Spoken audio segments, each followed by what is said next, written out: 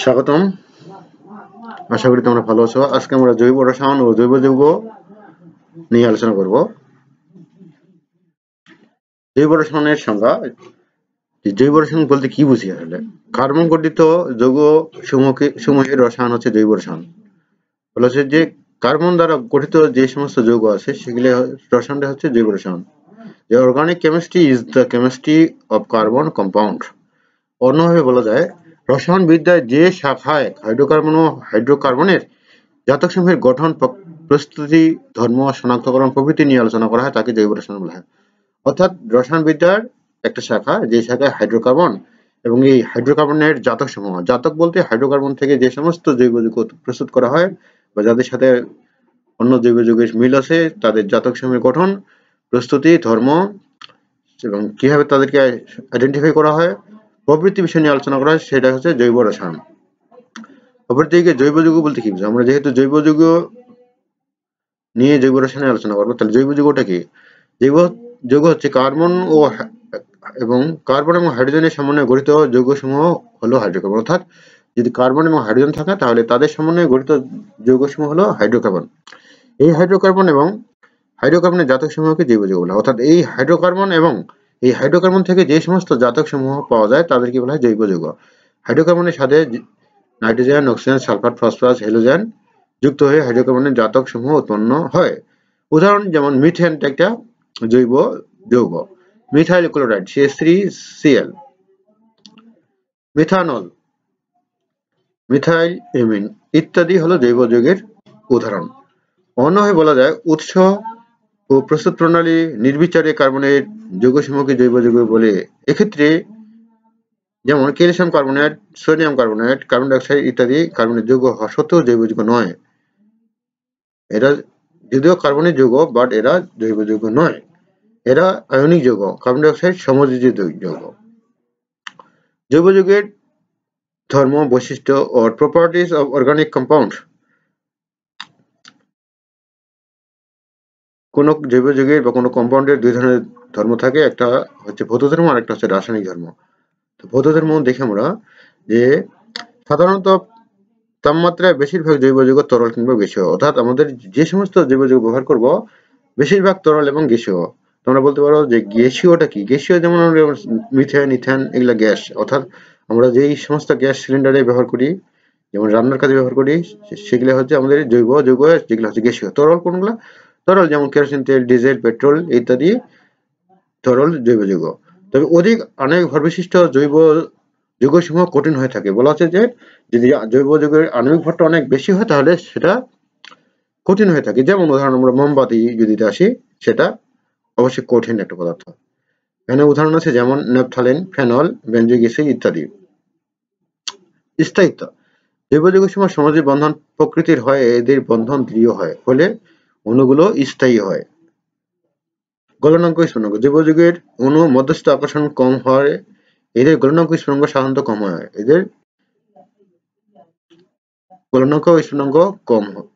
যেমন মিথেনের গলনাঙ্ক মাত্র -183°C, যেখানে মাইনাস আছে, -183°C, এবং স্ফুটনাঙ্ক -126°C। ইথেনের গলনাঙ্ক -172°C এবং স্ফুটনাঙ্ক -89°C। এখানে স্ফুটনাঙ্ক গলনাঙ্ক কম হওয়ার একটাই কারণ যে সমযোজী যৌগসমূহ সাধারণত সমযোজী হয়, এদের গলনাঙ্ক এবং স্ফুটনাঙ্ক কম। এরা সমযোজী হওয়ার কারণ হচ্ছে এদের মধ্যস্থ আকর্ষণ কম, অণুসমূহের মধ্যস্থ আকর্ষণ কম, যার জন্য এরা খুব কম তাপমাত্রায় গলে এবং স্ফুটনাঙ্ক হয়। তড়িৎ প্রবাহিত। জৈব যৌগসমূহ সমযোজী বন্ধন প্রকৃতির হয়, তড়িৎ পরিবহন করতে পারে না, কারণ গলিত বা দ্রবীভূত অবস্থায় এরা আয়নিত থাকে না। দ্রব্যতা। জৈব যৌগসমূহ জৈব দ্রাবক যেমন ক্লোরোফর্ম, ইথার, বেনজিন ইত্যাদি দ্রাবকে দ্রবীভূত হয়, কিন্তু অজৈব দ্রাবক যেমন পানিতে দ্রবীভূত হয় না। অর্থাৎ আমাদের যে জৈব যৌগগুলো পানিতে দ্রবীভূত হবে না। যেমন আমরা যদি কেরোসিন তেলকে পানিতে দিই তাহলে কেরোসিন তেলের সাথে পানি অবশ্যই মিক্স হবে না। তাই জৈব যৌগসমূহ আমরা বলতে পারি পানিতে দ্রবীভূত না, কিন্তু এরা জৈব দ্রাবকে দ্রবীভূত না। অর্থাৎ যেমন ইথার, বেনজিন এগুলা মিক্সড হবে। যেমন আমরা গ্যাসীয় ক্ষেত্রে যদি মিথেন এবং ইথেন গ্যাস একত্রে মিশ্রিত করা যাবে। অর্থাৎ জৈব যৌগসমূহ জৈব দ্রবকে দ্রবীভূত কিন্তু অজৈব দ্রবকে অদ্রবণীয়। বন্ধন প্রকৃতি। সাধারণত কার্বনের যৌগসমূহই জৈব যৌগ। কার্বনের সর্ববহিস্থ শক্তিস্তরে 4টি ইলেকট্রন থাকায় উহা যৌগ গঠনের সময় একই রকম বা ভিন্ন অপর 4টি মৌলের সাথে ইলেকট্রন শেয়ার করে, ফলে কার্বন দ্বারা গঠিত যৌগসমূহ সমযোজী বন্ধন প্রকৃত হয়।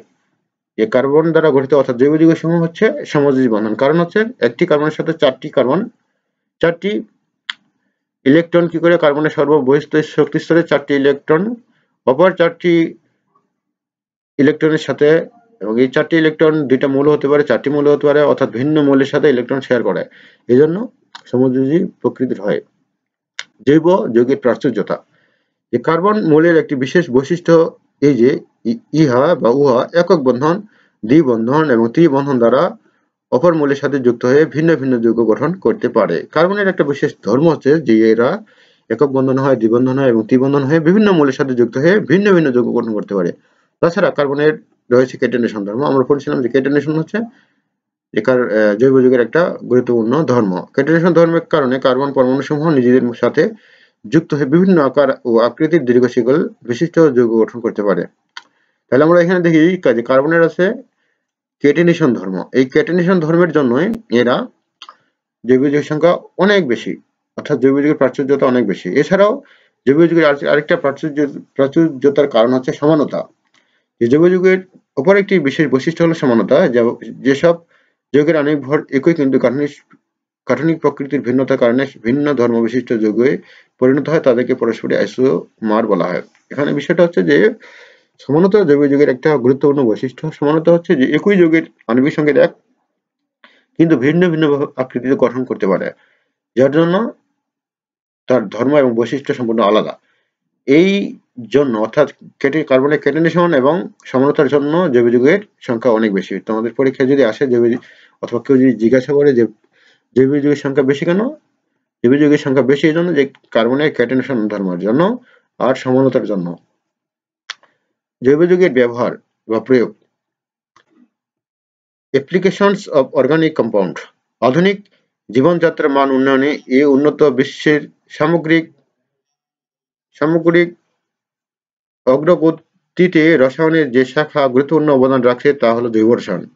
রসায়ন হচ্ছে কেন্দ্রীয় বিজ্ঞান, আর জৈব রসায়ন সেই শাস্ত্রের তরুণ সদস্য, যেমন 150 বছর হিসেবে আমাদের আধুনিক জীবনে 5টি মৌলিক চাহিদা যেমন খাদ্য, বস্ত্র, বাসস্থান, শিক্ষা ও চিকিৎসা ক্ষেত্রে অপরিসীম অবদান রাখছে। অর্থাৎ জৈব যৌগের গুরুত্ব অনেক বেশি, কারণ আমাদের যে মৌলিক চাহিদা 5টি, এর মধ্যে খাদ্য, বস্ত্র, বাসস্থান, শিক্ষা, চিকিৎসা প্রত্যেকটি ক্ষেত্রে জৈব যৌগের গুরুত্ব অপরিসীম অবদান রাখছে। আমরা যদি খাদ্যের কথায় আসি, যে জৈব রসায়নের জাদুকরী ক্ষমতার গুণে জৈব সারের সাহায্যে খাদ্যের উৎপাদন বৃদ্ধি পেয়েছে। তাছাড়া মিষ্টি ও স্বাদ বৃদ্ধিকারক কৃত্রিম খাদ্য উৎপাদন, কৃত্রিম রং ও সংরক্ষণকারী পদার্থ খাদ্যকে সুস্বাদু ও মনোরম করে তুলছে। খাদ্য হিসেবে ব্যবহৃত শস্য যেমন গম, চাল, আলু, তৈল, দুধ, চিনি, প্রোটিন, চর্বি ইত্যাদি সবই জৈব যৌগ। অর্থাৎ আমাদের যে সমস্ত আমরা খাই যেমন চাল, গম, আলু, তৈল, দুধ, চিনি, প্রোটিন সবগুলো হচ্ছে জৈব যৌগ। বস্ত্রের ক্ষেত্রে আসি, যে জৈব রসায়নের অগ্রগতির কারণে প্রাকৃতিক তন্তুর পাশাপাশি সংশ্লিষ্ট তন্তু ও যেমন নাইলন, পলিস্টার, অর্লন ইত্যাদি উদ্ভাবন আমাদের পোশাক শিল্পের বৈপ্লবিক পরিবর্তন ঘটেছে। কৃত্রিম তন্তুজাত বস্ত্র সুতি বস্ত্রের স্থান দখল করে নিয়েছে। অর্থাৎ আমাদের আমরা যে সমস্ত বস্ত্র ব্যবহার করি বেশিরভাগই হলো জৈব যৌগ। বাসস্থান, গৃহ নির্মাণে আমরা যে কাঠজাত আসবাবপত্র ব্যবহার করি সেগুলো হলো মূলত জৈব যৌগ। তাছাড়া প্লাস্টিকের বহুবিধ উপকরণ, রং, বার্নিশ এসবই জৈব যৌগ। আমরা আমাদের আসবাবপত্রে যে রং দিই, বার্নিশ করি সবই হচ্ছে জৈব রসায়নের ফলাফল। চিকিৎসা, রোগ দমনে প্রাকৃতিক ওষুধ আহরণে এবং তৈরি করা ওষুধ সরবরাহে জৈব রসায়নের ভূমিকা অদ্বিতীয়। চেতনানাশক, পচন নিবারক, জীবাণুনাশক, অ্যান্টিবায়োটিক, হরমোন, ভিটামিন, প্রতিশোধক, টিকা, ইনজেকশন প্রভৃতি মূল্যবান ওষুধসমূহ তৈরি করে মানবজাতিকে টিকে থাকার ক্ষেত্রে অসাধারণ ভূমিকা রেখেছে জৈব রসায়ন। শিক্ষার প্রধান উপকরণ হলো কাগজ। এই কাগজ মূলত একটা সেলুলোজ, যা একটা